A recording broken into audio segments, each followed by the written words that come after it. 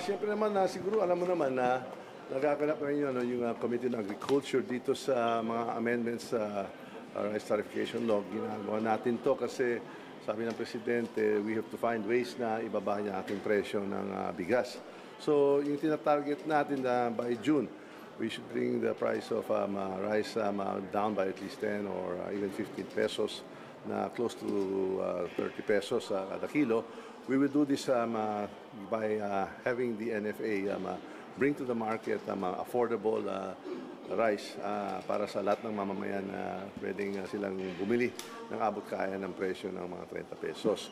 So ito po ang bahagi nating mga amendments na pinapasan natin at saka we urge our friends in the Senate na gawin nila nitong urgent and we will ask and coordinate with the Office of the President.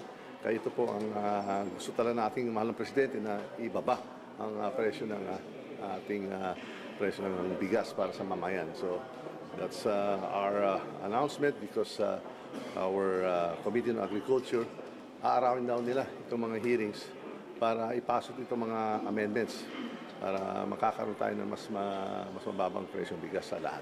Speaker, ano yung mga possible na mga amendments na pwedeng, or amendments or laws na pwedeng itakal sa daily hearings ng Committee on Agriculture? Ayun mo, yung mismong mga amendments, so kasama dyan yung mga taripa, tama yung taxes, at saka yung pagbibili ng ating NFA, yung through the Department of Agriculture, kasi ngayon may mga limitasyon.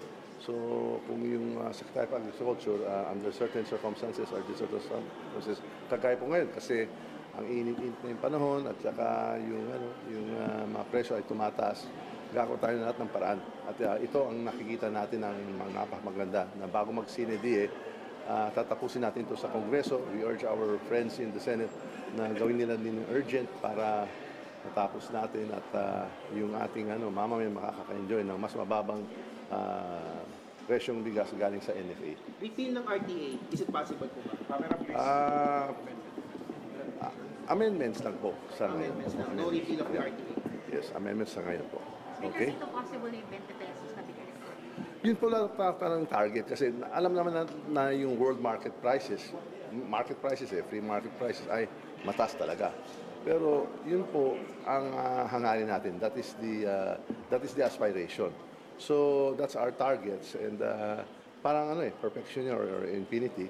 Parati natin ina-approach. Baka hindi pa natin nakukuha but we are always trying to aspire kasi yung end goal naman dyan na hindi yung mismo yung presyo pero yung abot kaya na presyo para hindi mahirapan ang taong bayan.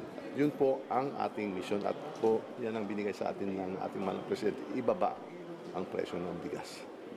Okay? Maraming. May chance po bang siya as certified as urgent na pagulo? Malamang po kasi this is a priority of the President. Kasama po kami dyan sa urgency yan kasi alam mo naman yung ating mahal na Presidente ayaw na mahihirapan ang ating mga Filipino consumers and all of course the rice buyers. Dapat makakaroon ng tamang presyong bigas na abot kaya na lahat. Maraming salamat. Thank you so much.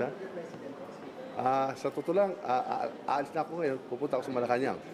Itong kaya sinasabi ko sa iyo, I will consult with him, but I'm sure he feels this is a very urgent matter, top issue to, that we will work together with the executive, with the OP, with the DA, with the NFA, even with the NIA, kung ano-anong natin pwedeng gawin lahat. And we will ask our friends in the Senate na suportahan itong initiative para makibaba natin yung presyo ng bigas.